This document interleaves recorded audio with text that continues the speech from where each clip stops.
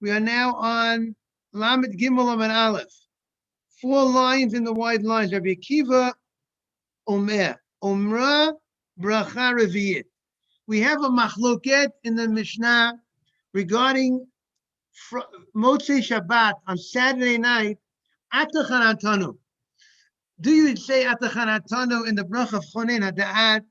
Do you say a separate bracha? Atachanatanu deals with Havdalah. Hamavdil bekodesh l'chol. So is it an insert in the bracha of Atachonen as we do it? But the fact that we do it this way, you have to know the Gemara, the Mishnah discusses the different. Good morning, Rabbi. Morning, Mike. The different opinions of where you're supposed to say you're supposed to have Atachanatanu in Chonen Hada'at. There's another opinion that says you're supposed to have Atachanatanu in Modim. And there's another opinion that says, no, it's not an insert. You create it's a separate bracha in Amidah. It's a new bracha. And the Gemara, that's the Mishnah. So comes the Gemara, and he says, how could there be a disagreement? How could there be a disagreement where to say Atachanatanu? How could there be such a disagreement? Good morning, Shmuel. Boker Tov. Boker Tov. How could there be a disagreement where to say Atachanatanu? You know, this is the Amalei Rav Shimon Bar Abba. This is something that we do every day. We've been doing this for so many years. You know, we don't have a question. Do you say the bracha Rafa'enu in the Amidah? Do we say the bracha Rafa'enu? How to say Rafa'enu? There's no question how to say Rafa'enu. And there's no question about Ya'aleh V'Yavo. Where do we say Ya'aleh V'Yavo in the Amidah? Do we have a question? Do you say Ya'aleh V'Yavo in the bracha Ritzei? Do you say Ya'aleh V'Yavo in a different bracha? There's no question. We all know where you say Ya'aleh V'Yavo. So how could there be? This is something they did every day, every Motzei Shabbat. So it's not something there could be a stoppage, and maybe we lost. There's a question of tchelet. Maybe we didn't for a certain amount of time. We might not have had the tchelet. We couldn't find the tchelet. So now the question is, what is the real tchelet, right? For the tzitzit. So you could say there was a stoppage in time, and maybe we don't know. There's a question: which is the real tchelet, right? Right, Ben? What's the real blue wool? But then every Saturday night we prayed Amidah, and every Saturday night we had a mention about the Havdalah. So there should be a clear no. How could there be a question of what is the law?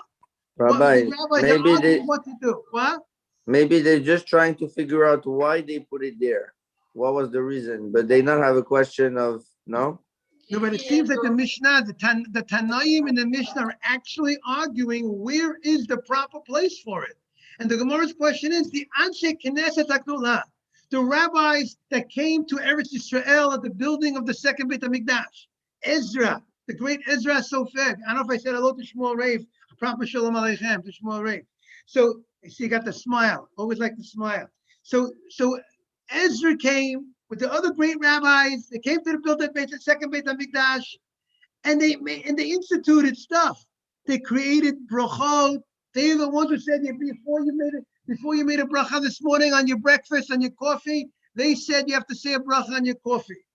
They're the ones who created the text of the prayers, the way you pray, the actual text of the Amidah. They are the ones who created Kiddush, the text of Kiddush. So now, since they are the ones who created that, so let's see how they created it, and then the Jewish community followed it all the years. So what's the question of where do you say Havdalah on Motzei Shabbat? Where is it? How is there a question? Amalei Rav Shimon Bar Abba Rabbi Yochanan. Michte. Let us see. Anshe, you have it, Mike, the Gemara? We are in the wide lines. Lamed Gimel Amud Aleph. 5 lines. The second wide lines. 1, 2, 3, 4 lines into the wide lines. The line begins. Kel Nikamot Ofia. You have it, Mike? So Michti Anshe Knesset Gdolah Ben. Is it clear the Gemara's question? Michti Anshe Knesset HaGdolah.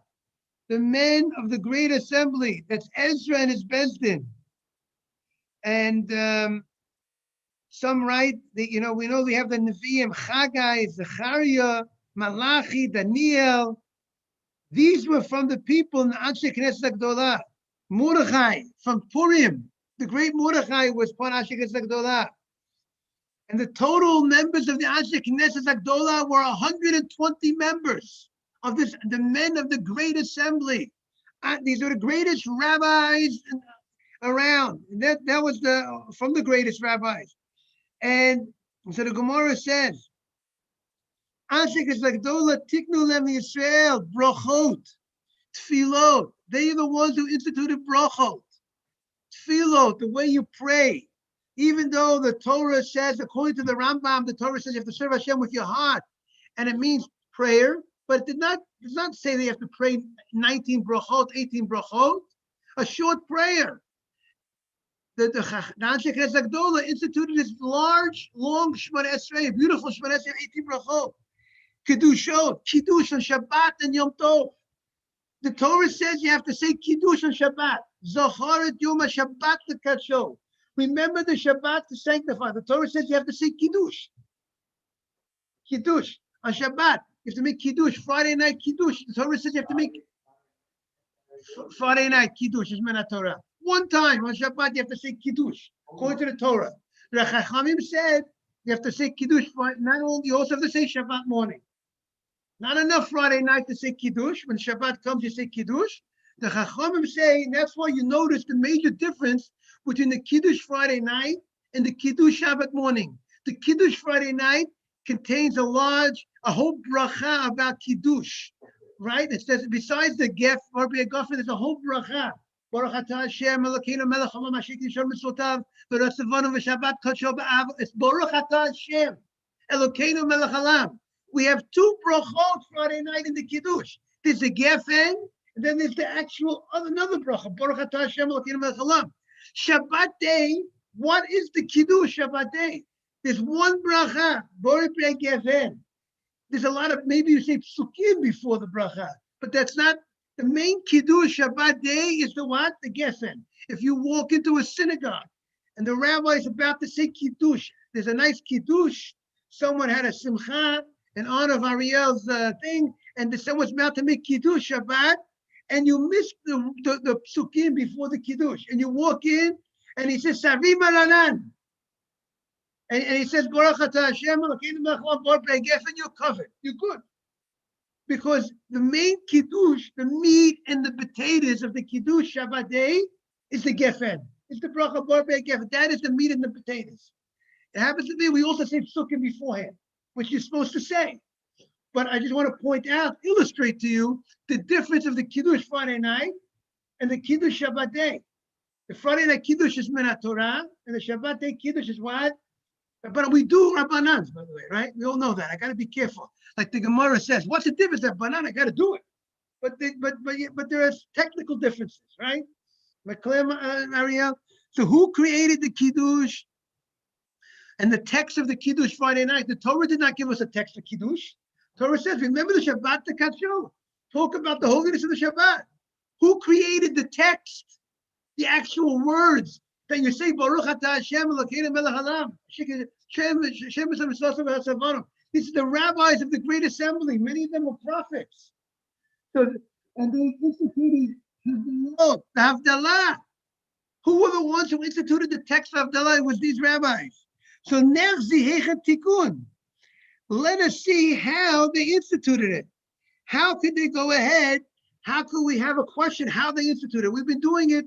We've been doing this for the last 1,000 years. Let's say the time of the Mishnah. Let's say the Mishnah was 800 years or whatever after the Ezra and his Bezdin and the Anshe Knesset Agdola. But for the last 800 years, we've been doing it. So what's the question of how do we do it? Something we've been doing for the last 800 years. So how could we today, 800 years later, when we've been doing something every week, have a question? How do we do it? So the Gemara says, Amalei, Rabbi Yochanan says, B'tchila kavua b'tfilah. In the beginning, the Anshe Knesset Agdola said that Havdalah, where do you do Havdalah? In tefillah. You say it in the prayers. Why? Because they weren't financially strong when they came up to build the second Beit HaMikdash. The Jewish people were not financially strong. And therefore, the rabbis did not want to require them to go ahead and buy wine. for the Havdalah. Wine costs money. Wine's expensive.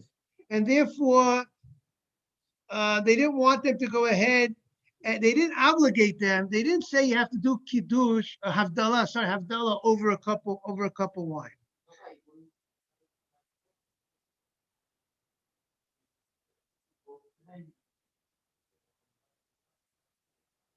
Again, remember, there's wine, there's grapevines that are growing, that are all over. It's different in the world. People used to make wine, I know, in their own apartment. So it's something that people could make. It's something that people have the ability to make wine. You got to get grapes and you got to press the grapes and make the wine. It's like anything else that people would do. No, very good. So now, betchila kavua betfila. First, the rabbis, Anshe Knesset Gdola said, see, the rabbis were sensitive to the financial situation of the community, right?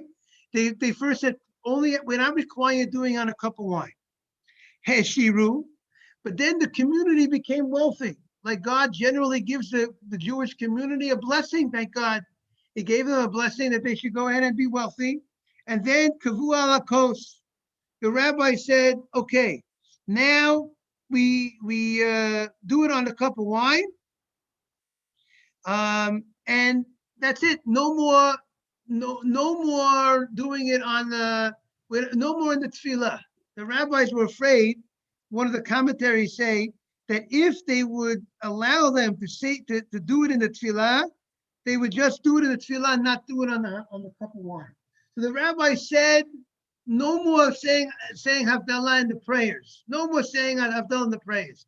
Where do you do Havdalah? Only on the cup of wine.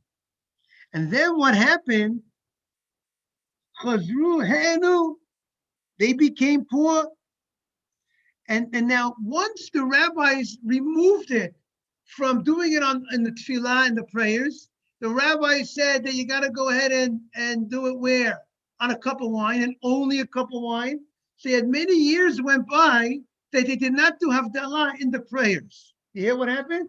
Originally, they answered Havdalah in the prayers. Then the people got wealthy. Well, not wealthy, they became able to afford having wine. The rabbis took it out of the prayers. No more saying Havdalah in the prayers. Now we're doing have a cup of wine. So now, as a result of this change, after a number of years that you don't say it, you don't remember where did your grandfather say Havdalah in the prayers? Where did your great grandfather? I don't remember. I don't know. I never asked him. He didn't tell me. It's not something that we do anymore. We haven't been doing it for the last 100 years. So then what happened was, Chazru. Now, then what happened? Then what happened was, He'enu. Then the people became poor again. In the times of the Greeks were around 200 years into the Beit HaMikdash. So you had the beginning of the Beit HaMikdash, it was done in the prayers, in the tefillah. Then, well, maybe 100 years in or whatever, I don't know how many years in, they became wealthy, or a certain amount of years in, therefore they put it on a cup of wine. And then by the time we were 200 years into the Beit HaMikdash, the Greeks made it very difficult for the people. It says, Pashtu Yodam b'mamonam. They took our money also. Not only when they took the people's daughters, and they violated the Jewish girls, it says by the Greeks, and they took the Jewish girls and they raped them and all these terrible things they did. What did they do? They took our money. They were after the Jewish money, like many times. People want to go take the Jewish money. So therefore, when the rabbis saw that the Greeks, maybe they imposed tremendous taxes, who knows what they did. So therefore, the rabbis saw that. They said, we have to remove the obligation of making Havdalah on a cup of wine, because the community can't afford it. We got to go back to the original Chazru V'Kavua B'Tfilah. They went ahead and they created it. They put it in the tefillah. They put it in the davening, and that's what they did. So the Rashba says, after they went ahead and they became poor, they said that even if the Jewish community becomes wealthy again, Even if the community is now able to afford wine, right? They weren't able to afford, then they were able to afford, now they're not able to afford anymore, right? So now they brought it back, they put it in the tefillah. So now the question is, now we have to put it back in the tefillah. Where is the appropriate place to say it? We don't remember because we had so many years that it was not in the tefillah because they removed it because the community was wealthy, the state, they got stronger financially. So therefore they weren't saying it in the tefillah. And now they're putting it back in the tefillah. So where do we put it? We don't remember where they did it. We don't remember where the rabbis and Anshe Knesset originally instituted it. So therefore they have a question, where do we say it? And no, now meaning now the question is, now that we need to put it back into tefillah, we got to put Havdalah because the community became poor again. So now, where do we put it? We don't remember where the rabbis originally told us to put it in this prayer. Originally, the rabbi said, put it in the prayer. That was the rabbi's Anshe Knesset Gedolah. Then, Havdalah. No, that's what we're talking about. Whatever you call Havdalah, whether it's called Hatachanatanu, we'll call it Hatachanatanu. Is Hatachanatanu, is it, which bracha na'amidah do you put Hatachanatanu? That's what we're talking about. When I say Havdalah, I'm referring to Hatachanatanu. No problem. Because I'm only using the language of the Mishnah. Mishnah says Havdalah. That's right, because Hatachanatanu is the form of Havdalah in words, not on a cup of wine. Is that clear? Yeah. So now we don't remember where did they originally and tell us to say these words of Havdalah. So now the Gemara continues. Hey Mamru, the rabbi said the following. They said, what did they say? Okay, and now when they put it in the tefillah, and they said we got to put it back in the tefillah, the rabbi says that even if the community becomes financially strong again, they said we're going to go ahead and keep it in the tefillah. We're never going to remove it anymore. As you know, today the community became stronger. Later on, the community became stronger, and we use it. We do it on a cup of wine. But they still left it in the tefillah, meaning today we do both. We do Havdalah in davening, Hatachanatanu, that's Havdalah. Yeah, sorry if it's not clear. When we say today Hatachanatanu, that's a Havdalah. But there's another Havdalah we do on a cup of wine. We have two Havdalot that we do. One is Havdalah b'tefillah. One is a Havdalah in prayer. Both, very good. So there's a machloket, is Havdalah a mitzvah min Torah, like Kiddush on Shabbat, or is Havdalah a mitzvah d'Rabbanan? I think the Rambam, maybe he's of the opinion Havdalah is min Torah. They have to talk about. Meaning, just what do you say? No, anytime. Very good. If you would talk about the separation between Shabbat and Chol, that would technically fulfill your mitzvah min Torah of Havdalah. What does that mean? The Torah says, as we said yesterday or 2 days, Zochar et Yom HaShabbat l'kadsho. You have to remember the Shabbat, to make it holy. When do you remember the Shabbat? When the Shabbat enters and when the Shabbat leaves. Like you honor the Shabbat when it comes, you go ahead and you talk about the holiness of the Shabbat, which we call Kiddush, and you honor the Shabbat that when it leaves, you talk about the Shabbat that just left. You had a beautiful guest, you had a Shabbat queen, and now you talk about it. So that's the question. Do we say Havdalah is min Torah? The same way you have to remember Shabbat when it enters, you have to remember Shabbat when it ends, and therefore that will make Havdalah min Torah. From the pasuk Zachar et Yom HaShabbat l'kadsho. Remember the day of Shabbat to make it holy. And by talking about the holiness of the Shabbat after Shabbat, you're remembering Shabbat. I mean, people don't look at it that way, but it's a total different appreciation of what we're accomplishing when we say Havdalah. You are honoring the Shabbat when you're saying Havdalah. Right? I think that's a new idea that people don't realize. When you say Havdalah, you're honoring the Shabbat. But you recognize you had such a great Shabbat. You had a holy thing that was here, and now you talk about the difference between Shabbat and the weekend. Now you're going into weekday. Is that clear, Ben? Meaning, I'm saying I think people in the world think Havdalah is something about is focused on the now it's weekday. So right, people look at it. It's about like Ariel says, a bracha about the week. It's about the weekdays that are coming in. The focus is the new weekdays. We're now entering a new weekday. But I'm saying that's not the meat and the potatoes of what the Havdalah is supposed to be about. The idea of Havdalah is a way of honoring the Shabbat. You honor the Shabbat. Exactly. You're walking the Shabbat out the door. That's what the Havdalah is supposed to be doing. And therefore you are. That's right. It's to separate, to recognize that you're going from Shabbat to weekday, and you had such a holy Shabbat. And look, what do you say? Baruch Hashem hamavdil ben kol shvachol. That's what you are. You hear what that clear, Ben? That's what the Havdalah is accomplishing.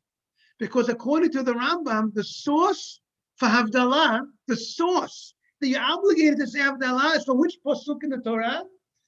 Remember the Shabbat to sanctify it. The Havdalah is part of remembering the Shabbat. You hear what I'm saying, Ben? So the drasha is you sanctify the Shabbat, like Ariel says, Friday night when the Shabbat enters, when it comes, and therefore it's brought down. I think it says you should make Kiddush. You should make Kiddush as early, once the Shabbat comes. I think it says that people shouldn't hang around Friday night until they say Kiddush. You came home, maybe you should say Kiddush, right? Close sooner than later, because the Shabbat has come. Let me talk about it and sanctify the Shabbat. And similarly, so now when Shabbat ends, you also want to talk about the holiness of the Shabbat that just left. Therefore, they say in Halakha, when you make a Malava Malka, right, Mota Shabbat, you start to call them Malava Malka, you're supposed to make the Malava Malka as close to the end of Shabbat as possible. The only thing, because you're like you said, you're escorting the Shabbat that left. The only thing is sometimes it might not be practical if you feel stuffed from Suda Shlishit, so you can wait to do Malava Malka a little later. But ideally, you should make the Malava Malka as soon as Shabbat is over. I am a Malava Malka. I am escorting the queen. So what are you waiting 2 hours? The queen already is gone. Has left. So, yes, you want to say something? Am I clear? Yes. Yes, Rabbi. Right. The only thing about you're right. It's not. You don't. It's different because you already brought it in early. The only thing we say on Shabbat that you should not go a half a day without eating or drinking something. Right. You don't have to. Right. But Friday night, it's best to start the Kiddush as soon as you can. Sometimes people need a little time beforehand. You don't have to, but you should encourage. We want to start with the Shabbat day has come. We have a mitzvah of Kiddush. And like any mitzvah you have, the general rule is you don't delay a mitzvah. And also here's a different point because the Shabbat has began.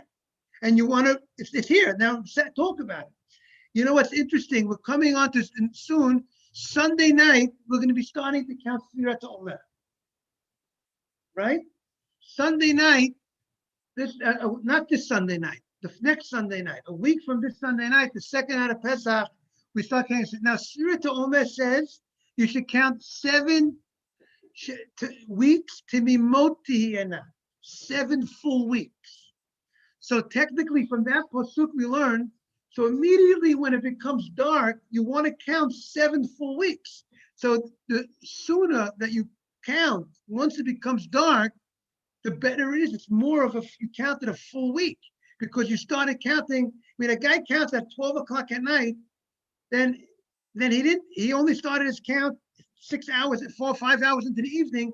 He didn't start closer to the beginning of the evening that it should be a full 7, full. So therefore we encourage people once it becomes dark, right? Let's say Friday night. If you pray early right? People sometimes pray early. Sometimes they don't count in the synagogue because it's too early sometimes, right? So then once it becomes dark, count then, because then it's more complete. You're counting, it's more completed day. So yes, yes. You have to talk louder because Mike wants to hear you and everybody wants to hear you, Ariel. So some say Havdalah, again,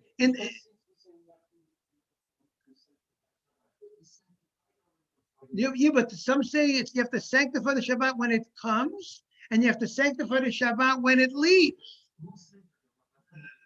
So that's the question, if this is a rabbinic law or a biblical law. This idea that you need to sanctify the Shabbat, in a certain sense, it's like a kiddush. Havdalah is like a kiddush on the Shabbat. How do you like that? Havdalah is another kiddush on Shabbat. It's a different type of kiddush. Havdalah, like Shabbat, is Friday night is one type of kiddush, and Havdalah is another kiddush. It's another sanctification. It's kiddush. So the question is, this drasha, to remember the Shabbat when the Shabbat leaves, is that a biblical drasha? Is that the Torah meaning of the pasuk? When the Torah says, remember the Shabbat to sanctify the Shabbat, is it referring only to Kiddush Friday night, but not when the Shabbat leaves? And therefore, this whole idea of saying Havdalah when the Shabbat leaves is rabbinic, or is the meaning of remembering the Shabbat to sanctify the Shabbat, is it referring to both when the Shabbat enters and both when the Shabbat ends? That is the question among the great rabbis, the Rambam and other commentaries. How do you understand the pasuk when the pasuk says, remember the Shabbat, talk about the Shabbat to sanctify it? Is it only referring to Friday night? Or is it referring to what? Not only Friday night, also mostly Shabbat when Shabbat is over. That is the question. And you should know, if a person did not say Kiddush Friday night, take it, Ben. A guy didn't say Kiddush Friday night. He missed Kiddush Shabbat Shalom Friday night. You know what he does Shabbat day? He says the Friday night Kiddush Shabbat day.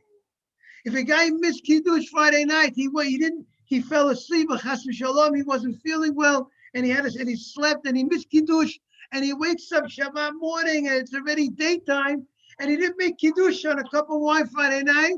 So Shabbat day, he makes the Friday night Kiddush. The only thing that he doesn't say is Vayechulu Hashemayim v'Haaretz. Those psukim. It says it brought there. Those psukim you don't say, you don't need to say it. You don't say, but the whole Kiddush, from the bracha of Bor Geffen and on, you say that Kiddush Shabbat day. If you miss the Kiddush Friday night, because Min Torah, the Torah didn't tell us specifically that it has to be Friday night, the Kiddush. The Torah says, remember the Shabbat to sanctify the Shabbat. So obviously the best time to do it is when the Shabbat enters, Friday night. But if you didn't do it Friday night, if you didn't say the Kiddush Friday night, then you'll say the Kiddush Shabbat day. Is that clear? Yes, you can have, we're happy to have as many questions as Ariel wants. We give Ariel, no problem. Good morning, Avram, Shmuel, Avram also, yes. So that's a good question. I think I would say,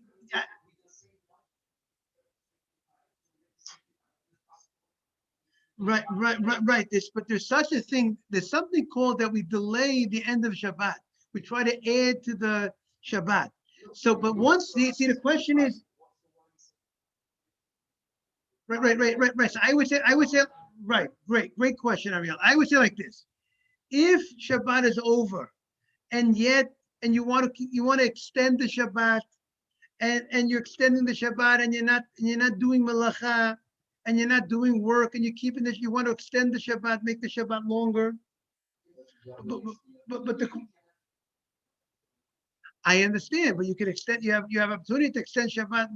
Meaning you could extend Shabbat. You can extend Shabbat a certain amount of time, no problem. So therefore, I would say a person doesn't have to say, you know what, I'm going to look at the clock and I'm going to say, you know what, it's dark. I need to pray Arvit. I must pray Avit right now and make Havdalah right now. No, you have a right to, it's a mitzvah to say, I want to extend the Shabbat. I want to make, so therefore it's still Shabbat. So therefore, I don't need to, but Ariel's question needs to be researched. Once Shabbat is over, and once I went ahead and I prayed our Motzei Shabbat, and now I come home and I'm already doing malacha. I'm starting to do malacha. So I would think at that point you should do Havdalah already. Meaning you're already going into this weekday mode. You're already going ahead, and I'm checking the news. I'm checking my computer, checking my phone. You know what? Let me wait. I have the mitzvah of Havdalah, and I'm already. If I'm not going to be going into doing malacha, so fine, maybe delay a little bit. But I would think once you came home, right? Once you came home, and now it's time for Havdalah, and now I'm going to get busy doing other things. I think no, you're supposed to do the mitzvah of Havdalah right away. That's what I would say. But the question would be if you're not doing. I'm saying I would think once you prayed Arvit, you finished, you prayed the weekday Amidah. Now you're home. Now it's time to Havdalah. That's what I would think. So great points. And remember that also you should remember an interesting halacha that when they say Havdalah in the synagogue, do they say Havdalah in the synagogue by the Sfardim or not? So you should remember when you get married, Ariel, you do not want to fulfill your mitzvah of Havdalah in the synagogue because you're going to come home and say Havdalah for your wife. Because there is a discussion halacha. Are women obligated in Havdalah or not? So I think the first opinion in the Shulchan Aruch says women are obligated in Havdalah, which would be the main opinion. And if you fulfill, but there's another opinion that say that women are not obligated in Havdalah. You hear that, Ariel? There's two opinions in the Shulchan Aruch, whether women are obligated in Havdalah or not. The first opinion I recall says, yes, they're obligated in Havdalah. No, the Havdalah, there's a question whether women are obligated in Havdalah or not. And because there's an opinion that says women are not obligated, there's an opinion. So therefore, it's better that you do not fulfill your mitzvah in the synagogue. Don't have a mind to fulfill your mitzvah in the synagogue. Shalom bayit, therefore, you don't have you need to say Havdalah for your wife, but don't have a mind to fulfill the mitzvah of Havdalah with the synagogue's Havdalah. But when you say Atachanatanu, that allows you to do malacha. When you say Atachanatanu, it allows you to work. You could go ahead and drive your car home from the synagogue, Motzei Shabbat, if you said Atachanatanu. But don't have a mind to fulfill the mitzvah of Havdalah of the synagogue over a cup of wine, because you have to, not only you need to do Havdalah in the Atachanatanu, you need to do Havdalah over a cup of wine. And in the synagogue, they make it over a cup of wine. You do not want to fulfill your mitzvah with the synagogue's Havdalah, because you want to fulfill your mitzvah with Havdalah you're saying for your wife. Because there's a question in halacha, if you fulfilled your mitzvah with the synagogue's Havdalah with the cup of wine, if you're allowed to say Havdalah for your wife. So therefore, to avoid that question,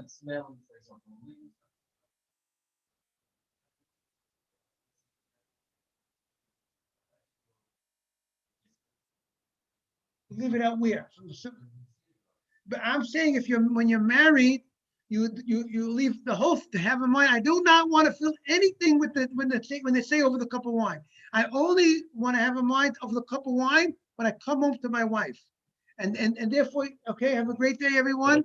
Shabbat Shalom. Remember, until you make the Havdalah over a cup of wine, you're not allowed to eat and you're not allowed to drink until you make Havdalah over the cup of wine. And when you say Havdalah in the prayers, Hatachanatanu, it allows you to do malacha. Or if you say the words Baruch Hamavdil Ben Kol Shachol, that gives you the ability and gives your wife the ability to do work. Your wife could do work, turn on the lights, do whatever. Once she says Baruch Hamavdil Ben Kol Shachol Motzei Shabbat when it's dark, but she's not allowed to eat or drink until there's Havdalah over a cup of wine. Have a great day, everybody. All the best. Thank you, Rabbi. Have a great day. Have a great day, everybody. Shabbat Shalom. By the way, it could be that they're able to drink. Some might allow them to drink water before Havdalah, but that's something that needs to be looked into what the custom is. But other drinks you cannot drink for Havdalah. Okay, have a great day, everybody. Shabbat Shalom. And we'll be back תודה רבה. on Sunday at 10 o'clock. If anybody's available, we'll be back Sunday on the Zoom. Shabbat Shalom, Yosef, Shmuel, Avram, Akiva, Mike, and everybody. Thank you very much.